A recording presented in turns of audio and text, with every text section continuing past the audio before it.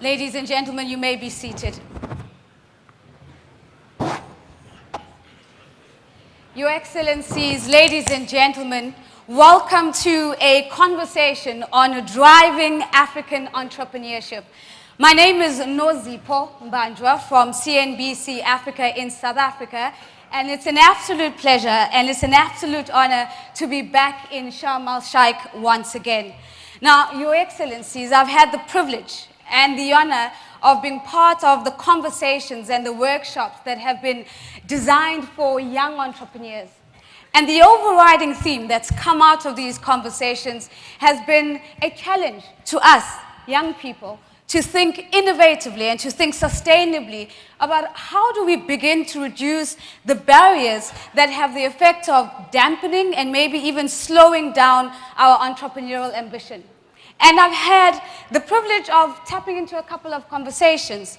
One of those conversations has been a conversation that has given us the language to begin to connect with the hearts and minds of the investment community. And so, Your Excellencies, the hope is that our dreams begin to be translated into actual businesses. Some of the conversations have been very bold about connecting the dots that will allow us to build partnerships to break through our local context and begin to have cross-border businesses that spill out into the region and onto the continent of Africa. And perhaps, Your Excellencies, one of the most important conversations that we've had today have been conversations that are giving us the courage so that when we come back again to Africa 2018 and Africa 2019, that we may not only just come back as young entrepreneurs who have started startups, but as owners of businesses that can be scaled across the African continent. And so it's quite fitting for us to invite you to join us, young people, in a conversation whose time we believe has certainly come.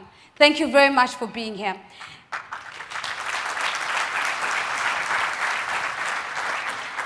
Now, ladies and gentlemen, you'll notice that on my panel, in addition to His Excellency President El-Sisi, we're also joined by His Excellency President of the Republic of Rwanda, President Paul Kagame. We had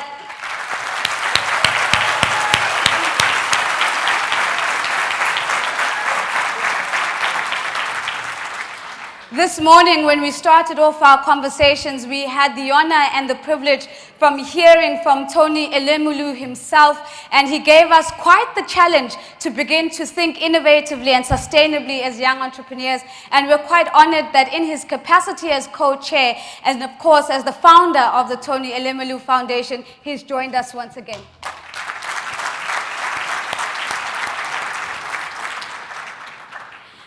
I've had the privilege of engaging with and meeting today Mohammed Azab, who is the founder and the CEO of Seha Capital. And of course, if you know about Seha Capital in Egypt, they are in the business of building businesses. And so this conversation would be incomplete without bringing that voice to help us understand how they're building young entrepreneurs to be the runners and the owners of these businesses. Mohammed, it's a pleasure to have you.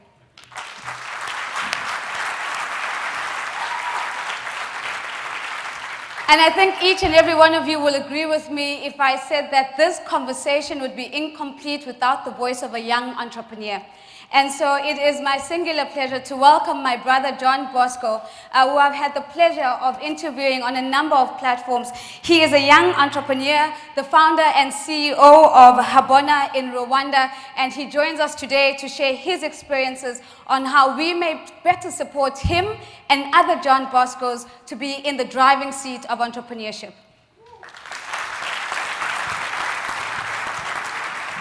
Thank you very much, President El-Sisi. President Kagame, I come to you. You have unapologetically positioned young entrepreneurs at the center of Rwanda's strategy to build on its global competitiveness. Why are you betting on young entrepreneurs?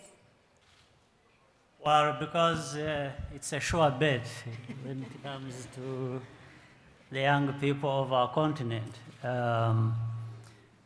But let me just contextualize it a bit, and before that, let me most sincerely thank President El-Sisi of this great country and the people in the audience for hosting us for this very important forum and everything that has been put together for us. And also to acknowledge my friend and brother, Tony Elumelu, for his passion, his effort, and everything that he has invested in promoting and raising the young people, the entrepreneurship in them to a very high level. So I just wanted to acknowledge Tony and the young people here, one from Egypt, another from Rwanda. We appreciate you. And of course, you, the moderator, we appreciate you for your effort as well. But the context I wanted to bring about is for our continent. If you look at our continent, the enormous wealth we have in terms of natural resources is actually outstripped by far in terms of the human capital we have. And that human capital, basically the biggest percentage in terms of numbers, but also in terms of the potential, is the young people we are talking about. But it's not a question of counting human beings. It's a question of also looking at the value in them in terms of what they are capable of doing once given an opportunity and an environment created for them to be able to actually unleash this potential and talent in them. So with that background, therefore, it is understandable that where I come from, we would just want to focus on what we can do with young people, entrepreneurship, invest in not only in them as directly as such, but also in that environment that actually helps them do what they are able to do and raise their game to the highest level, which in the end doesn't just benefit them and individuals, or even collectively, but when it comes to the collective, then it means the whole country gains. And it's not just in Rwanda, it's also, I know many other African countries are trying to do that. And part of it is what we have heard from President El-Sisi saying about Egypt and about the young people in Egypt and the wider society. So that's really the basis for which we in Rwanda try to do the best we can to raise this game to the level required. President Kagame, thank you very much for that contribution.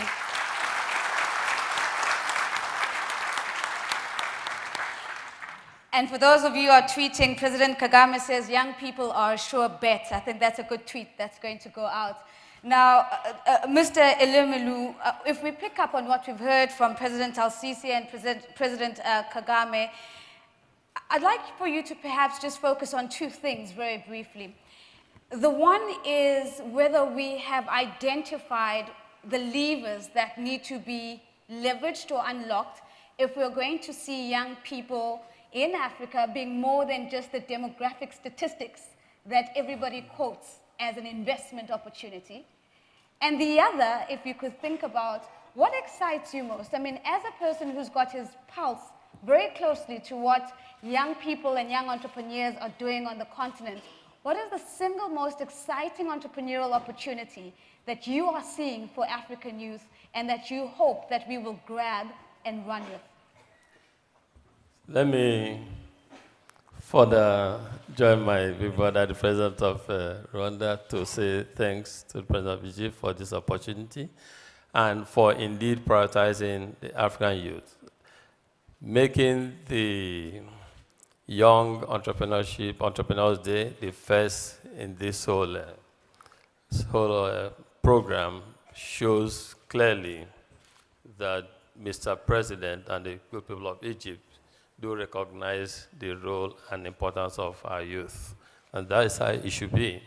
If our youth in Africa succeed, we as a continent will succeed.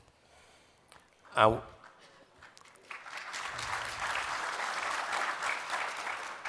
we really do not have an option.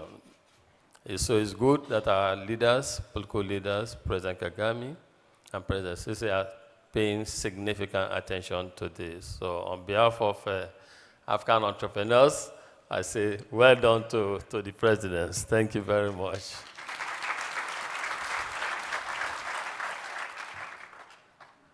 I believe there are three critical things we need to fix if our entrepreneurs must succeed in the manner that we expect them to. First is the ease of doing business. The operating environment, the economic conditions that we operate must be hospitable, must be good, must be conducive, must be supportive, must be encouraging to them. Otherwise, they won't go far. Even if you provided all the capital on earth, they won't make progress. They need infrastructure. They need good policies. They don't need to pay multiple taxation when they're just trying to survive. They don't need to spend days or weeks to incorporate businesses. They don't need regulatory difficulties. They don't need government bureaucracy. These entrepreneurs, these young Africans have ideas, are energetic, and they want to succeed. So we need to create a condition that will help them to succeed. We must realize that the demographic dividend of boom, depending on the side of the glass you see, can be addressed. The doom factor can be addressed easily if we're able to create jobs. Jobs are not necessarily created by governments, and neither are jobs created by big corporations. Jobs are created by small and medium-scale enterprises. And when we have jobs, our children, our young ones will not want to migrate again. They will not want to go into slavery. They will not want to go into human trafficking. They will not want to cross the Mediterranean on high sea, risking their lives or as stowaways.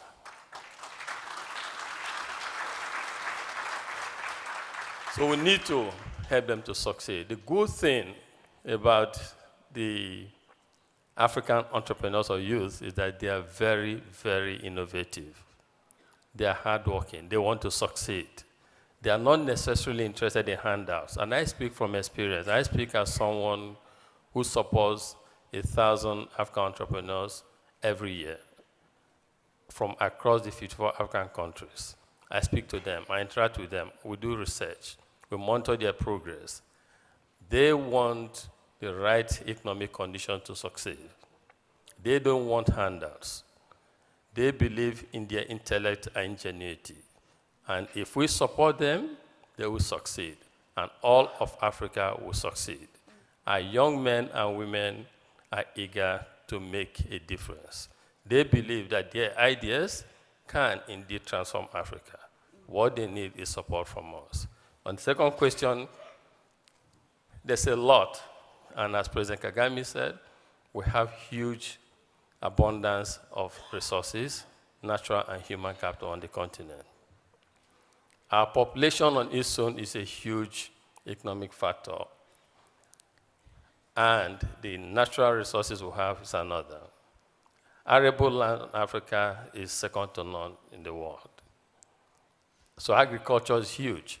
It's the mainstay of our economy. It contributes significantly to the GDP of African economy. So let us, and from what I've seen through the 28 million entrepreneurship program, young Africans want to go into agriculture. It's voluntary. Every year, we have about 30% of the beneficiaries of the program are in the area of agriculture. And these are educated people. They are not being forced into it. They don't see education. They don't see agriculture as social service.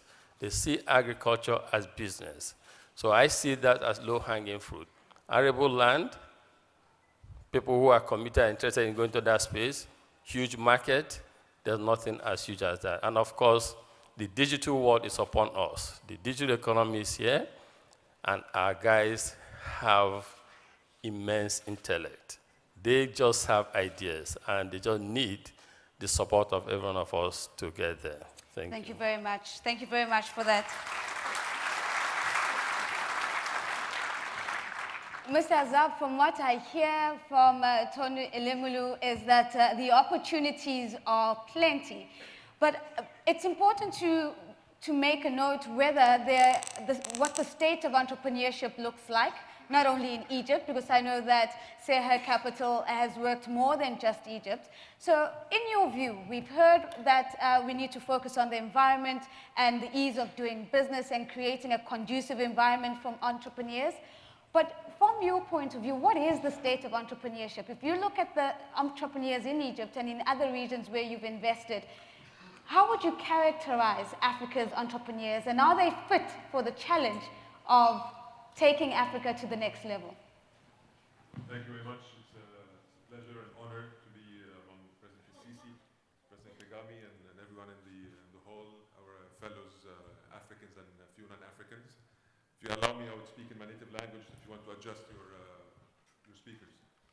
احنا أسسنا شركة صحة بهدف ان احنا عندنا دور ايجابي في القطاع ونقدر نقدم خدمة صحية متميزة. فاحنا حاليا بنبني سلسلة مستشفيات ما بين المحافظات في مصر اللي هي تقدر تخدم الميد انكم سيجمنت او الطبقة المتوسطة في مصر.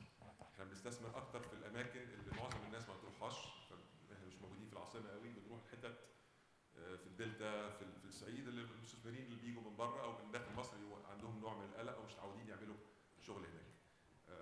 حاليا عندنا خطه ان احنا نبني 1000 سرير في مصر على مستوى الجمهوريه ما بين الصعيد والدلتا واسكندريه وجزء بسيط في القاهره. اخر حاجه عملناها طورنا مجموعه معامل طبيه اصلا من اسكندريه، ودلوقتي حاليا هي تعتبر رابع اكبر مجموعه معامل طبيه في مصر. والسنه اللي فاتت توسعنا للمغرب، وعندنا خطط ان شاء الله الفتره الجايه نكون موجودين في بعض الدول الافريقيه خاصه شرق افريقيا. ده طبعا مجهود احنا ما بنعملوش لوحدينا، احنا في الاخر شركه اداره، فبيبقى عندنا مستثمرين من داخل مصر ومن خارج مصر. وفي الظروف اللي هي حاليا الموجوده في المنطقه بيبقى طبعا مش بسهوله ان احنا نعرف نجذب استثمار، بس في الاخر الحمد لله ربنا بيكرم وبنعرف نعمل كده يعني. السنه اللي فاتت جامعه هارفارد في امريكا اختارتنا. احنا من 7 شركات في مصر اتعمل عليها بيزنس كيس او بحث، وحاليا التجربه بتاعتنا بتدرس في جامعه هارفارد في امريكا.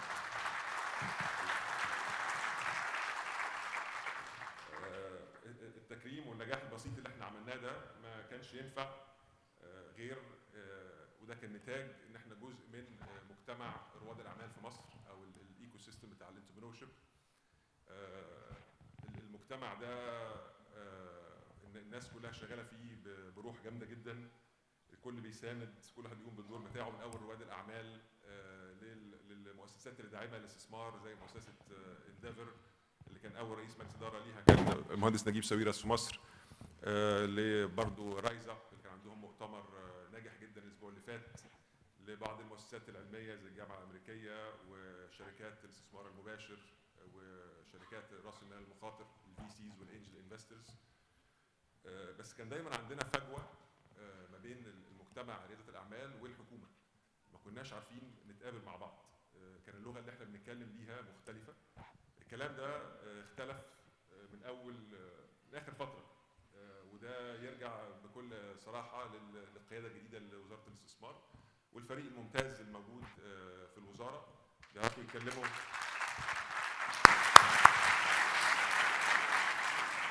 بيعرفوا يتكلموا اللغه بتاعتنا، وابتدوا كمان ان هم مش مجرد بس يعني غير هم طبعا نزلوا قانون الاستثمار الجديد اللي كان فيه جزء بيساند ويدعم رياده الاعمال في مصر. غير كده كمان اسسوا شركه راس مال مخاطر اللي هي ايجيبت فينتشرز، واسسوا كذا اكسلريتر في مصر ان هم يستثمروا في كذا شركه في مصر. احنا كنا بنشوف دايما قبل كده ان مثلا تلاقي مستثمرين او رواد اعمال صغيرين جايين من اسوان يجوا لغايه القاهره 12 ساعه بالقطر رايح جاي عشان يحاولوا يستفيدوا من التجربه اللي عندنا. اللي انا شايفه الفتره الجايه من وجهه نظري ان المجتمع رواد الاعمال مع الشراكه مع الحكومه ان احنا نقدر ننقل اللي احنا بنعمله ده في القاهره او حتى في اسكندريه لمعظم المدن والمناطق الموجوده في مصر، عشان هم برضو يحسوا ننقل لهم التجربه بتاعتنا، وده برضو هيبقى ليه عائد جامد جدا على الاقتصاد والشركات بتاعتهم. اخر نقطه، ان احنا عندنا فرصه ان سياده الرئيس السيسي لما قال هنا مركز الاقليمي لافريقيا لرياده الاعمال، احنا عايزين نوصل لمرحله ان احنا ناخد الكلام ده يبقى فيه انتجريشن، يبقى فيه تكامل ما بين مجتمعات رواد الاعمال اللي موجوده في مصر ونيجيريا ورواندا والبلاد الافريقيه دي هتخلينا نقدر نفتح، هتكبر الاسواق بتاعتنا، هيبقى فيه تكامل اكتر، هيبقى فيه فرص استثمار اكتر، وبالتالي هيعود على مصر والدول الافريقيه كلها. شكرا.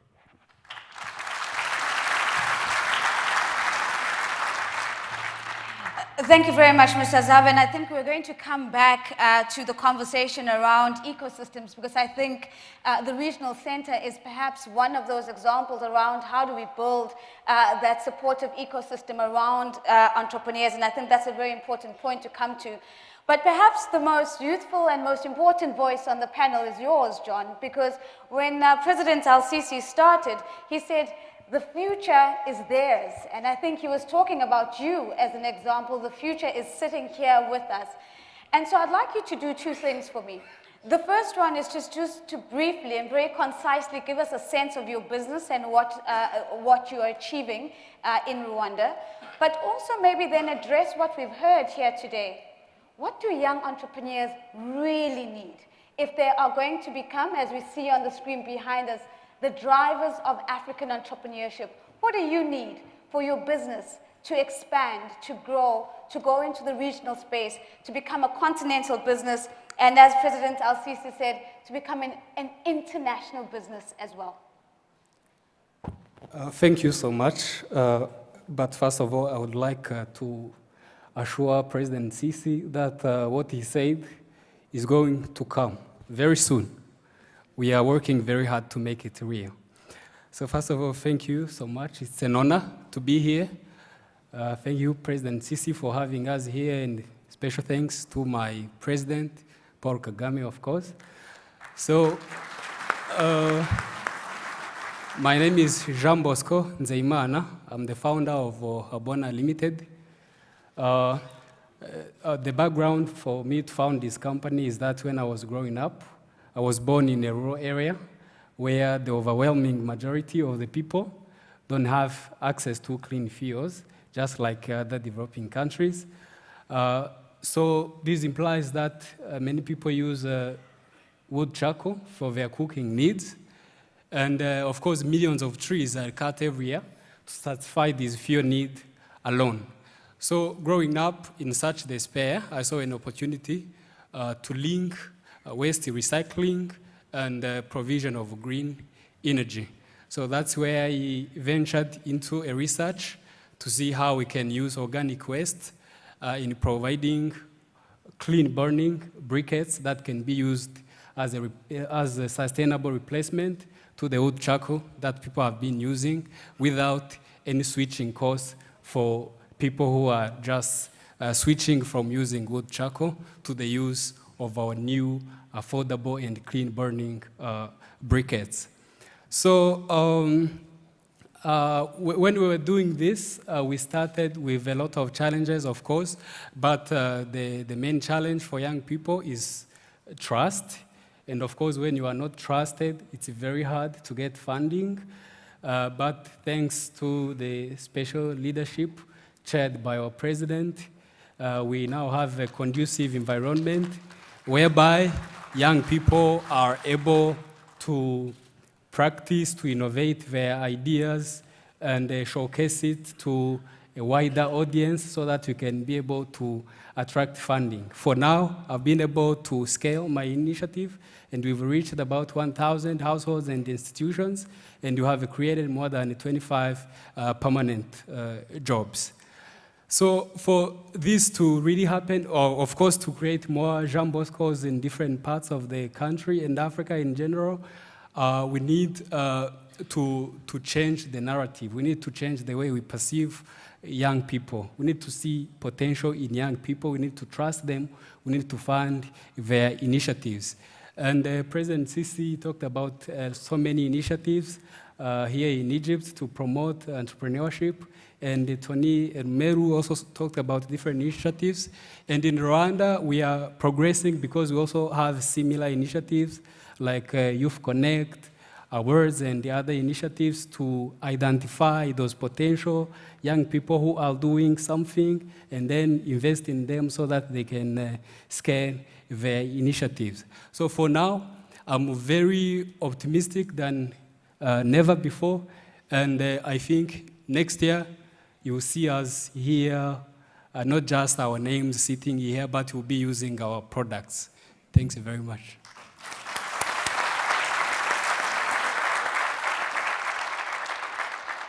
President El-Sisi, I'm going to throw a question at you that I think has come from John Bosco, because I think this is going to be a very important theme. John speaks about trust. And if we just look at just the financial services sector as an example, we know that one of the many obstacles for young entrepreneurs, as John has said, is to attract investment, because young people don't have a track record, and so their creditworthiness is sometimes in question. How do you think we should begin to be thinking collectively around how we change the narrative around trust? And because without trust, we are going to see the John Boscos of this world continue to struggle to tap into new markets, to attract the right kind of funding, and to make the right kind of partnerships. Is there a new narrative about trust that we need to be having, a new conversation about trust that we need to be having?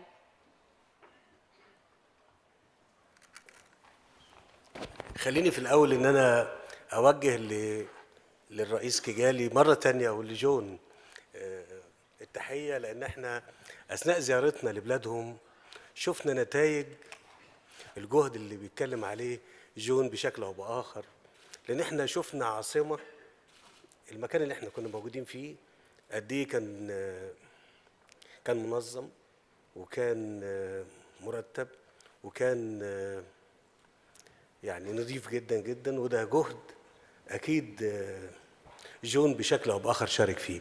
الثقة مفيش قدامنا هنا في مجتمعاتنا اللي احنا بنتكلم عليها غير ان احنا يعني نسجل كاستراتيجية كإطار عام في علاقتنا مع شبابنا ان يبقى في ثقة حقيقية متبادلة، او في ثقة على الأقل من الحكومة ومن القيادة تجاه شبابها.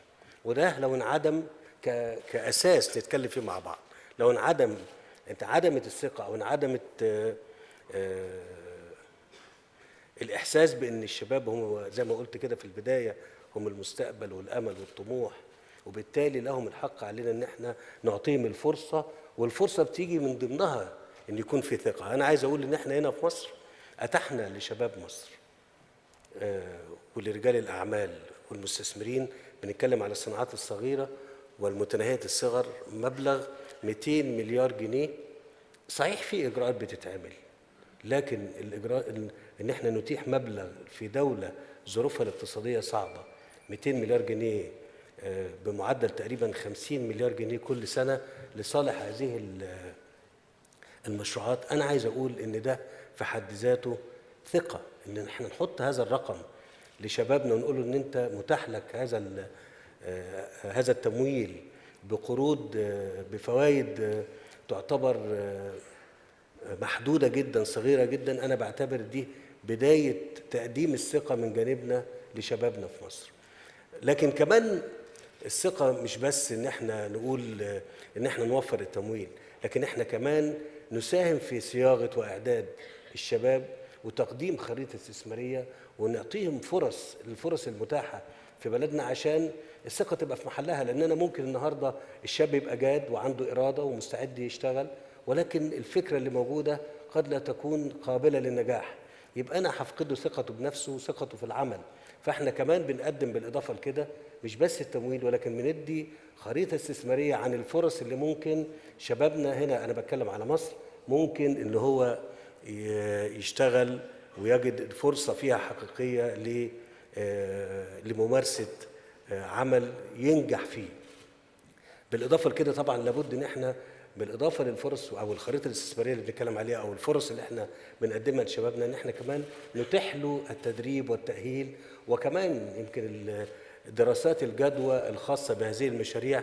انا بعتبر ان ده جزء من الثقه. الثقه مش عمليه معنويه بين القياده وبين شبابها، لا، الثقه هي اجراءات بتتم عشان ننجح الثقه ديت، وعشان يكون لها يعني عائد حقيقي لدى شبابنا، او لدى اللي لديهم افكار، اللي لديهم اراده، اللي هم عايزين يغيروا واقعهم، يغيروا ويبنوا مستقبلهم بشكل افضل. يبقى احنا كمان لابد من كدوله، انا بتكلم، وكمجتمع، اذا كنا بنتكلم عن المجتمع الافريقي كدول، ان هم اذا كنا بنتكلم على بناء الثقه هو اجراءات من جانب، اجراءات مشتركه بين المستثمر الصغير او الشاب اللي طامح في ان هو يعمل عمل، وبين القياده انها توفر اليات الثقه.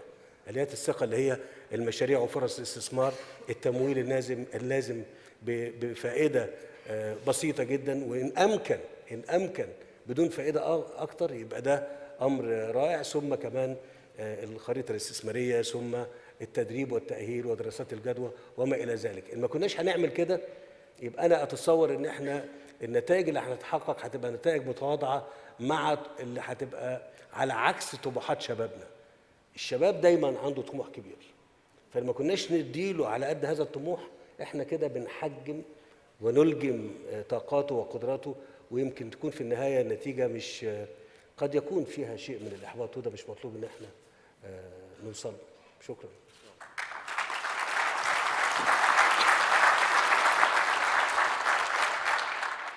President Kagame, building on what we've heard from President El-Sisi and from John, I want to pick up on the words from President El-Sisi. He speaks about an investment map that is coupled with training, that is coupled with the initial investment that goes into creating a conducive environment.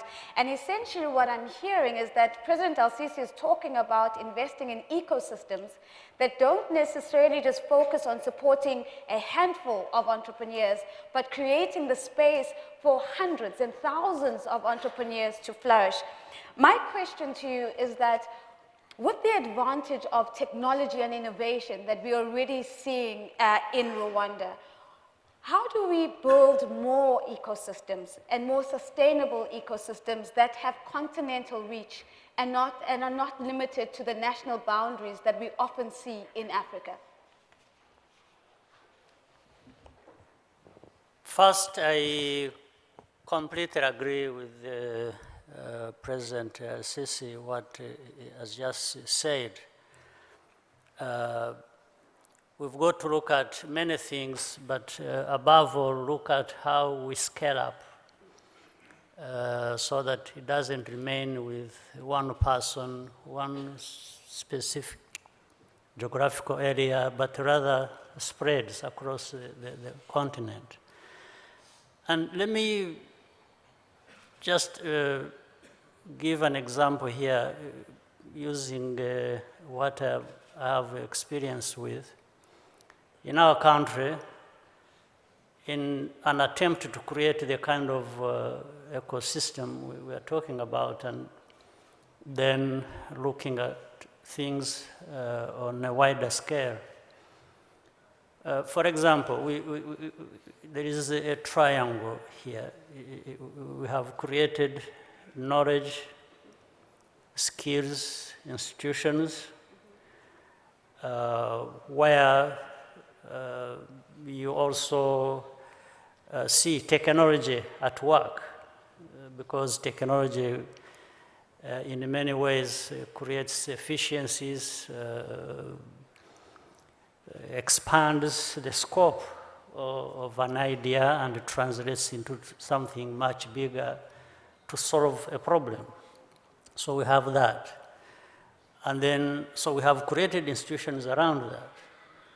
And then those institutions result into ideas that are scalable, that can therefore turn into entrepreneurship, create entrepreneurs, business people, and so on and so forth. And then we have another branch where it's about venture capital. Where do people with ideas who lack capital go to test their idea? So you have institutions, knowledge institutions, you have business and entrepreneurs, then you have the source of capital for these ideas to turn into business or products, things that will go and play out in the marketplace. This is what we have done. But we have done it in such a way that it just doesn't serve Rwanda. For example, we have international academic institutions, like we have Carnegie Mellon, which is well known for technology as an institution, and many other things. So we created it in such a way that it brings in young people from across the continent. It wasn't created as a Rwandan institution, it was created as an international institution based in Rwanda. So, and we are having people coming to study there, and at the same time served in this triangular form that we have created. So it completes really the circle. It's about anybody with knowledge who has benefited from the knowledge institution. Then the business is created around that, and then accessing the finance for it. And we have sourced this financing also internationally. It isn't just the national budget within which we operate. So that is the best way I can put it. So a clear model then, Mohammed, that as they talk about the case study of Seha Capital at Harvard and other institutions, they can build on this triangular model that we've just heard from President Kagame. Mr. Ilumile, I'm going to come to you in a second, but there's a question that I want to take to Mohammed because I think it links beautifully with what we've just heard. One of the things that President Kagame has highlighted for us is that if we're going to be able to create the jobs that we're saying that the young entrepreneurs can, we're going to have to be deliberate about scale.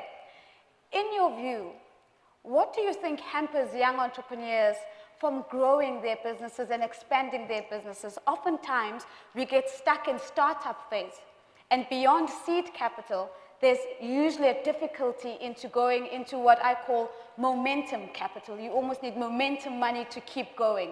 So in your view, what hinders the creation of jobs and the scale that would be required to get there? Just following on President Kagame's point, right now we're in a time where all the ecosystems are competing for talent. And our biggest wealth as Africans is our human capital. You go to San Francisco, Silicon Valley, you go to Berlin in Europe, they don't want the immigrants, as Tony has alluded at the beginning, that go across the sea. They want the human capital, and they're competing for it. What we want to reach at the end is an integrated ecosystem between the African countries, that you have a much bigger market, and you have the triangle that the President has mentioned, and the funding and so forth. So you have at the end a much bigger, one big market, one ecosystem, and one Africa at the end. Because if they're competing, it's very easy for us to move. And if I'm an Egyptian, I'm a very proud Egyptian, it is not easy to live under these circumstances and go to work every day. It is hard. But we choose to stay here and make a difference. Yeah. But some people, they don't. And what is most important is really integrating the ecosystems between Rwanda, between Egypt, between Nigeria. So you ensure that the entrepreneurs stay in their home markets, create jobs, improve their economies, and so forth. So greater collaboration so that we can reach the scale that we're looking for. So the question then to you, Mr. Ilumile, is that if we're saying we're going to move towards one ecosystem, we're going to move towards supporting a larger number of entrepreneurs, we're going to move towards collaboration, when are the local investors, other than yourself, the local venture capitalists, the local angel investors going to come to the party? Because one of the key things that we've been hearing from the young people in conversation today is that we have the ideas, but it seems as if we need to attract funding from international investors before the local investors buy into our story. So if you were to speak to the investors in the room, the African investors in the room, how would you want them to rethink how they're approaching Africa's young entrepreneurs? So I think it's evolving, and I think that African business leaders are beginning to embrace and support African entrepreneurs, just as our government also is beginning to do. Let me pivot a bit and talk about John. John says something, he talked about trust, and then that led to this whole conversation. So 2 comments on that. John's greatest challenge today is trust, because his country, through President Kagame, has alleviated or removed a lot of obstacles. So if you ask another entrepreneur from another country, it's likely you will not hear trust. You hear other issues that have been addressed. And as I spoke, I was telling myself, this is a clear demonstration of how entrepreneurs' ability to scale and succeed vary from one jurisdiction to the other, depending on how government is creating the right environment that supports them to succeed. He has not raised a lot of other issues that most entrepreneurs talk about. He talks about trust. And John, trust actually, I think President El-Sisi's response is wonderful. But let's say, well done, President Kagame, for creating the environment that makes trust the greatest issue for John. For others, there's a lot more issues. And, talking about access to finance, financial institutions are regulated. And financial institutions have prudential guidelines. They are not going to say, we'll give money to someone because of trust. However, if the operating environment is good, if the training, what President Sisi talked about, the ecosystem, the training, everything is good, it makes that sector or lending to those people more attractive to financial institutions, and they'll go in. I'm talking about both local capital, private capital, and global private capital. Operating environment is always very critical in deciding where to deploy capital. Yeah. We can never overemphasize that point.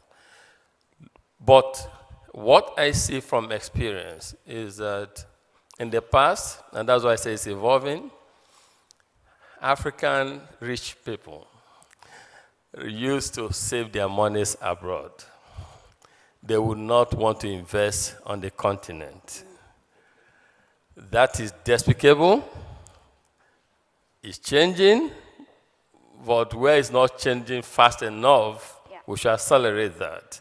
We have a lot of investment opportunity on the continent. There's nowhere that you get the kind of returns on investment as in Africa, and we do have a lot of young ideas, brilliant people who have ideas for investment. Progressively, as the operating environment improves, as our people begin to scale up, as they are trained, the points that President Sisi made are so cogent. If the environment is not right, if you don't train the people, even capital, when you get it, you misuse it. So as all of these things begin to come together, then capital will go to where the environment is conducive for it to go to.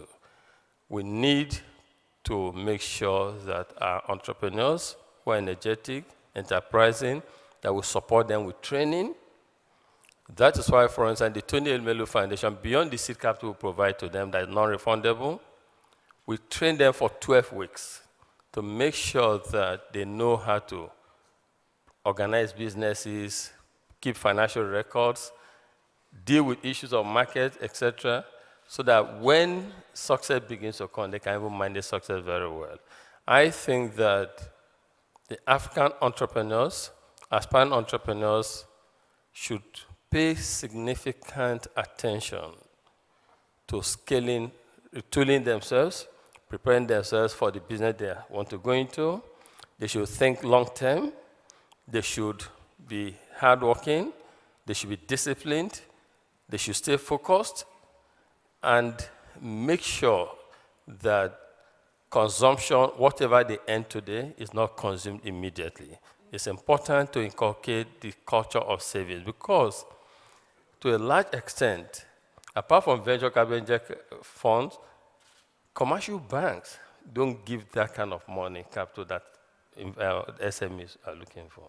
So you need to do your own savings. You need to, and another thing we all can do too is, and we're engaging our friends on the continent and outside the continent, that in the 21st century, haven't seen, assessed the amount of aid inflowing to Africa in the past couple of years, decades, and saying that we have not achieved so much from point of view of self-reliance and economic transformation of the continent on a sustainable scale, that we need to begin to change, alter the way we give in Africa. We need to give from perspective of creating self-reliance.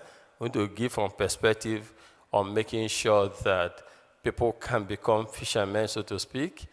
So what we're saying now as a new model is, instead of this kind of charity per se, can you create a fund?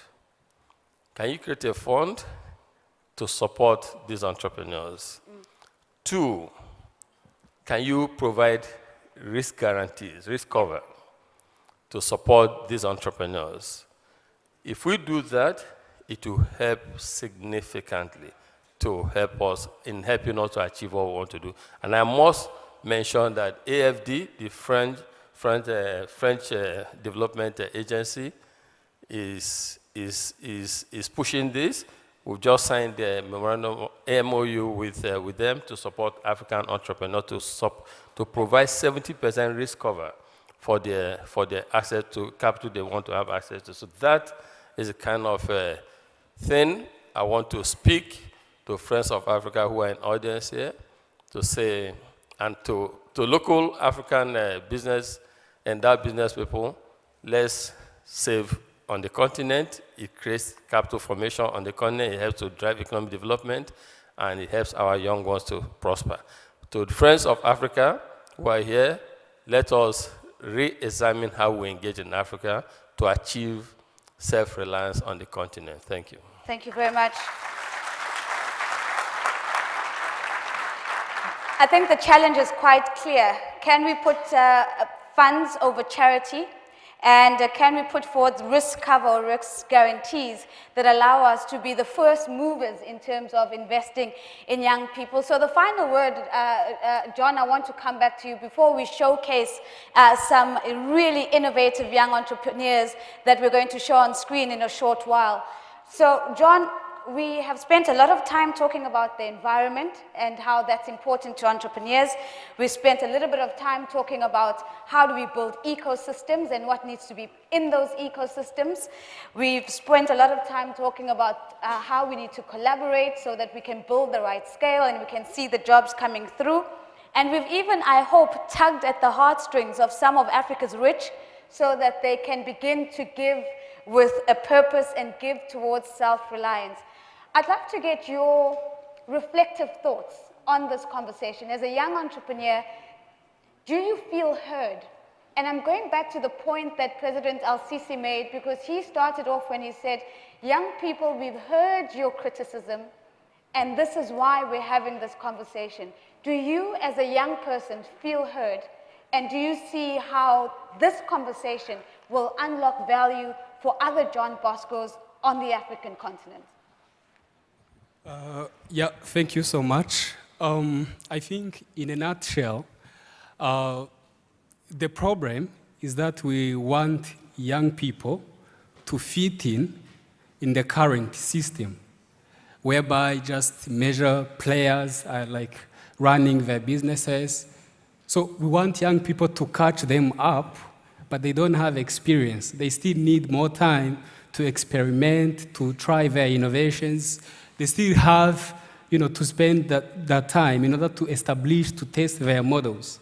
So as we are having this main challenge of like skipping the Death Valley, which is actually a process where every business should pass through. That's why the problem is continuing to increase. So, but I feel, like I said, I'm very optimistic than never before because we are having these kind of initiatives.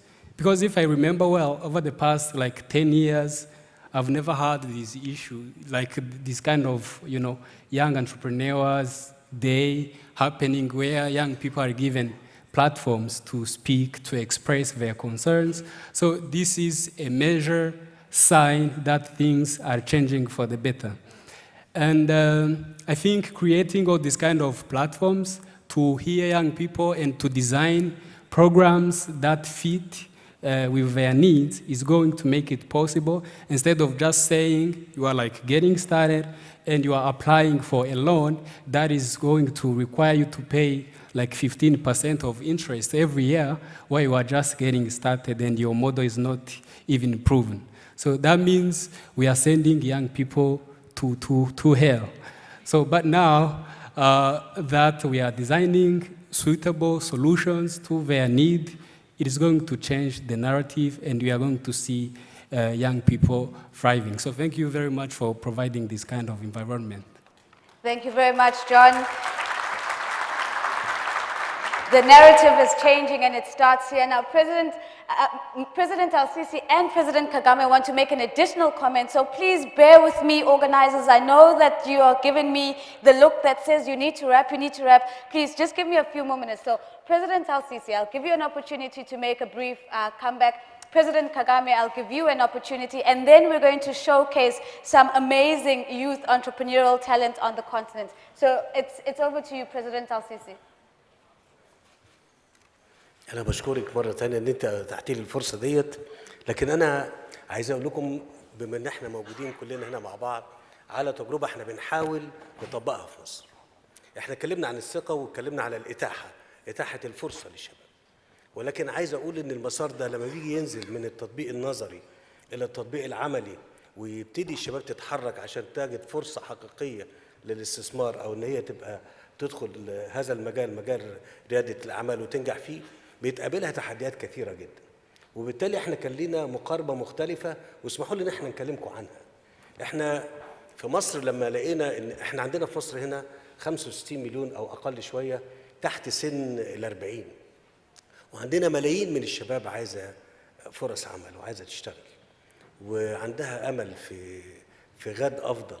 وبالتالي لو احنا انا قلت على بعض الاجراءات اللي احنا عملناها، لكن أنا اسمحوا لي إن أنا أقول لكم اللي إحنا يعني أتكلم بشكل أشمل عن الإجراءات اللي إحنا متحركين فيها يمكن تكون نافعة لمن يسمعوننا، سواء في من اللي موجودين شبابنا اللي موجود أو حتى من المسؤولين اللي موجودين حاضرين هذا المؤتمر.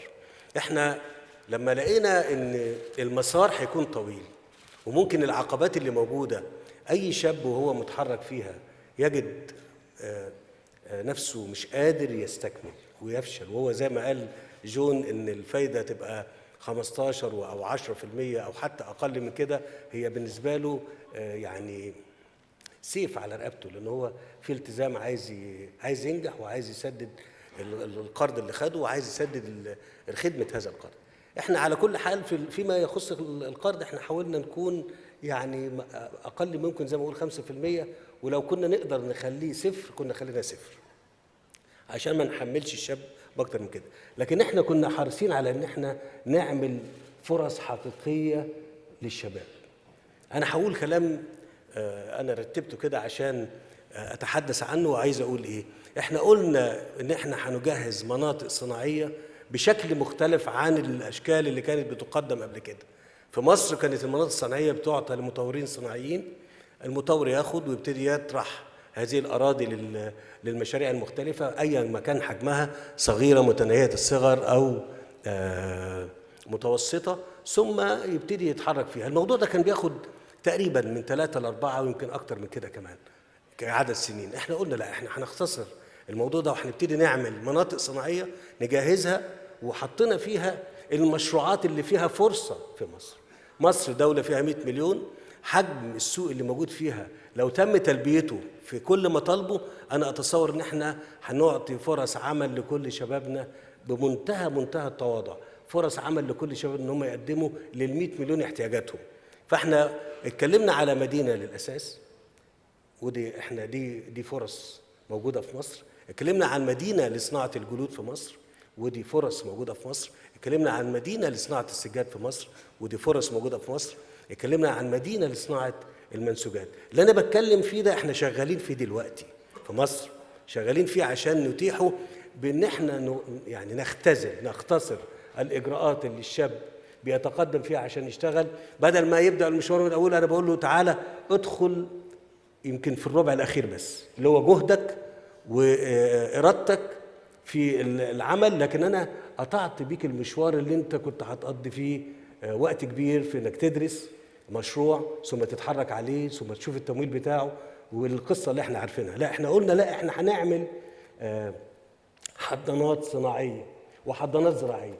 لما جينا قلنا اتحنا 1.5 مليون فدان في مصر هنا، كنا حريصين على ان احنا الشاب كان قبل كده عشان ياخد الارض الزراعيه ياخد ارض وبعدين يخش هو في برنامج طويل قوي عشان يقدر يزرع منها. احنا قلنا لا احنا هنعمل له، هنجهز له الارض وهنجهز له البير الميه اللي هو مطلوب للزراعه، ثم نحط له كمان الادوات او اللي هي نظم الري الحديثه اللي تساعده على كده، بحيث ان هو كل المطلوب منه فقط في المرحله ديت اذا كان هو مستعد ونجهزه وندربه على الزراعه، يدخل ياخد الارض الزراعيه هو ومجموعه من زمايله اصدقاء يتفاهموا مع بعضهم ويبتدوا يشتغلوا على طول. يبقى انا هنا الثقه اللي اديتها له مش ثقه معنويه ان انا بقول انا بثق فيك واخد فلوس، لا، الثقه اللي انا بتكلم فيها ان انا بقول له تعالى انا بعطيك فرص حقيقيه للنجاح اذا كنت انت تبغي ان تعمل وتجتهد. لا، فرص نجاحك انا بزودها بنسبه 80 ل 90% على ما اعتقد. الكلام ده انا زي ما بقوله ان احنا عملناه لما اتحنا مناطق صناعيه كثيره، ثم دخلنا جوه المناطق الصناعيه وقلنا ان احنا هنجهز المناطق دي بالصناعات المختلفه اللي ممكن تكون لها فرص نجاح نتيجه حاجه السوق المصري لها في مصر. لا، احنا بنتكلم هيبقى نجاحه هنا بالاجراءات اللي انا اتكلمت عليها ديت، اللي هو ان يبقى في مكان ومكان مجهز. وفكرنا لولا ان انا لقيت ان المسؤولين تحسبوا من ذلك، ان احنا فكرنا ان احنا نجيب حتى المعدات، يعني ان انا دي معده خاصه بالجلود ان انا اعمل له مكان اصغر من كده شويه في معدات الجلود المطلوبه وادربه لو كان هو محتاج تدريب، واقول له ادخل، ثم ابتدي اجهز له الاسواق واعمل له الحملات الاعلاميه المطلوبه واعمل له الاجراءات الحمايه المطلوبه والاجراءات التحفيزيه المطلوبه، ثم الاعلام لتغطيه نشاطه وتحفيزه، وفي الاخر اللي هو استمرار التواصل معه. والموضوع اللي انا بتكلم فيه ده التواصل معهم مش التواصل مع الرئيس، وانا بكلم زمايلي اللي موجودين هنا، التواصل ده تواصل دولة مع شعبها. إن قدرت تنجح في ده هننجح في الموضوع، ويبقى الأمل والثقة اللي الشباب المتبادلة بين الشباب وبين القيادة بتاعتها في محله. لو ما حصلش كده يبقى احنا كدولة، احنا كقيادة أخفقنا في التواصل، أخفقنا في زراعة الأمل في شبابنا. شكرا.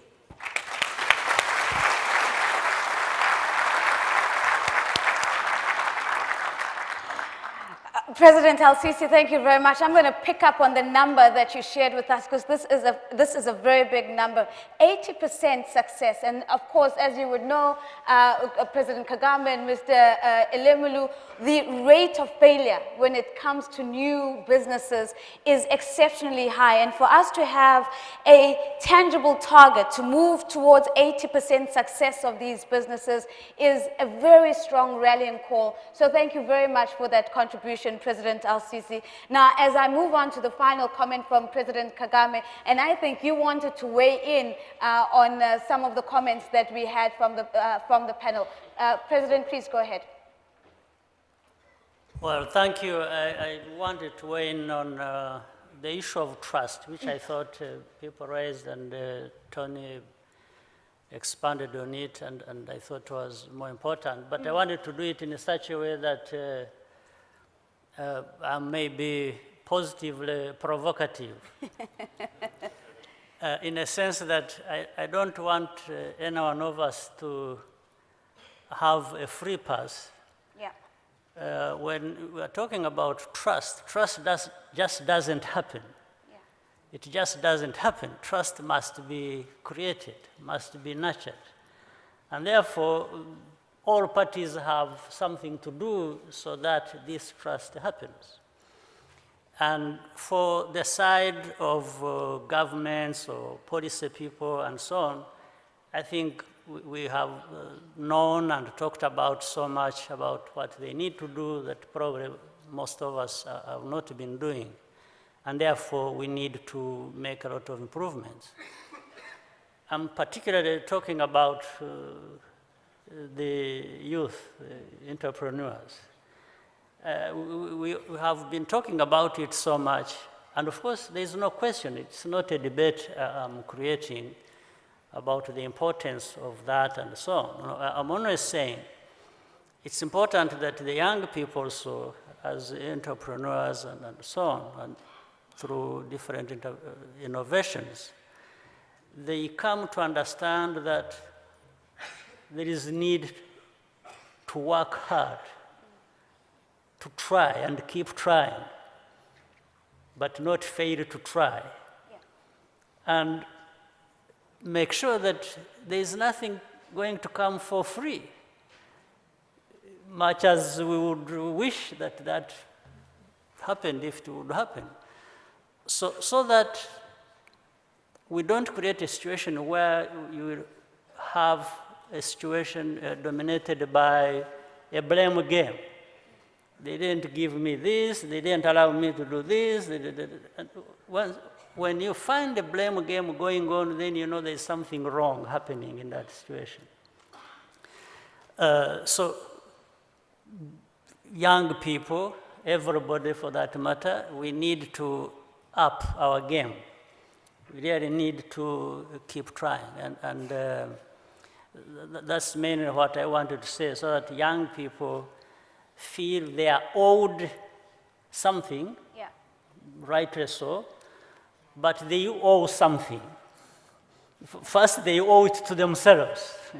They need to be saying, well, we didn't fail to try. We tried. We kept trying, and we kept trying even to develop trust between us and the institutions that we should be working together to do something, so that we create a sense of trust being earned, not just expecting it to happen, but we must nurture it, we must develop it, we must create it, and we must earn the trust. That's what I wanted to say. President Kagame, thank you very much. As young entrepreneurs, we owe it to ourselves, we owe it to our communities, and we owe it to our country to just try and keep trying, and even when we fall, to get up again and try again. I think that's a beautiful message. We are wrapping up our conversation now, and as we do, President El-Sisi, I'd just like to give you a few seconds to say a final word, and then we'll wrap up our session. May I kindly ask for us to please respect the President as he makes his final comment.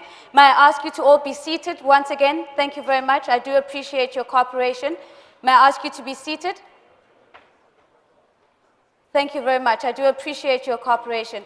President El-Sisi, a final comment from you as we wrap up this conversation. How do you see driving African entrepreneurship as a critical conversation for today? خليني أقول بس إن أنا مرة تانية برحب بالرئيس كيجالي وبزملائي اللي موجودين معانا هنا على النص، وكل الشباب اللي اتكلم الكلام الجميل ده، وكمان المشاهدين والحضور اللي موجود في القاعة. أنا بس عايز أقول للشباب اللي موجود والشباب القارة الأفريقية زي ما قال الرئيس كيجالي ما عندهاش مشكلة في الموارد الطبيعية ولا حتى في الموارد البشرية اللازمة للتنمية والتطور خالص، ما عندهاش أي مشكلة في ده. لكن أنا أتصور، وأنا كنت بقول الكلام ده بقالي سنتين وبكرره، بقول لو في شبكة طرق وشبكة سكة حديد تربط بين القارة أو دول القارة بعضها في بعض. القارة الإفريقية، أنا بقول الكلام ده للشباب اللي قاعد عشان يبقى حلمهم ده، مش على قد حلمهم إن هم فقط ينجحوا كشباب لريادة الأعمال. إذا كنتم عايزين حقيقة بلادنا تتغير، بلادنا كلنا تتغير، لابد إن احنا نتصل أو نصل بعضنا البعض بشبكة طرق وشبكة سكة حديد حقيقية. ده لو حصل أنا بحاول أخلي الكلام اللي أنا بقوله يبقى مفيد لينا كلنا. لو حصل بقول لكم تتغير القارة بما لديها دلوقتي من إمكانيات، بما لديها دلوقتي من موارد، حتى بدون استثمارات ضخمة.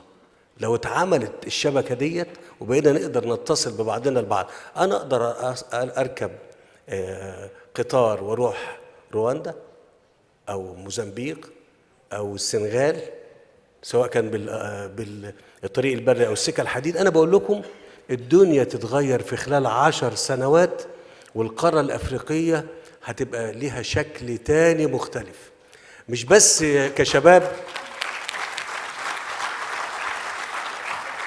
هفضل أكرر ده كل ما ألتقي بأصدقائي الرؤساء الأفارقة، وكل ما ألتقي بمجتمع أفريقي يقدر يسمع مني. إذا كنتوا عايزين تغيروا وجه القارة، مش وجهكم انتوا بس كشاب يقدر يعمل مشروع وينجح فيه، لا، الدول بتاعتنا تتغير لحاجة عظيمة جدا جدا من غير إجراءات كتيرة ضخمة. الشبكة دي شبكة الطرق وشبكة السكة الحديد، وإحنا نتجاوز أي شكل من أشكال الخلافات بيننا، ونتجاوز أي حاجة تانية، ويبقى أملنا بس إن إحنا نتعاون فيما بيننا، نضع أيدينا في أيدي بعض، ونفكر بعيد عن أي خلاف. لو قدرنا نعمل ده، على الأقل في الدول اللي فيها استقرار نسبي ممكن نبدأ بيها، ثم بعد كده يتم التواصل اللي بعده. آخر حاجة عايز أقولها للشباب اللي موجود، أنا بقول لكم يا شباب العالم الأفريقي كله، أنتم الأمل، أنتم المستقبل، أنتم الطموح، لا تيأسوا أبدا. زي ما قال فخامة الرئيس، كرر المحاولة مرة واثنين وثلاثة. وبقول بقى كمان للقادة الأفارقة والحكومات، عليكم مسؤولية تجاه بلادكم وتجاه شبابكم، حتى لا يكونش مصيرهم أبدا مصير صعب، سواء بقى في هجرة يتعرضوا فيها للأذى أو لأي حاجة تانية. شكرا جزيلا.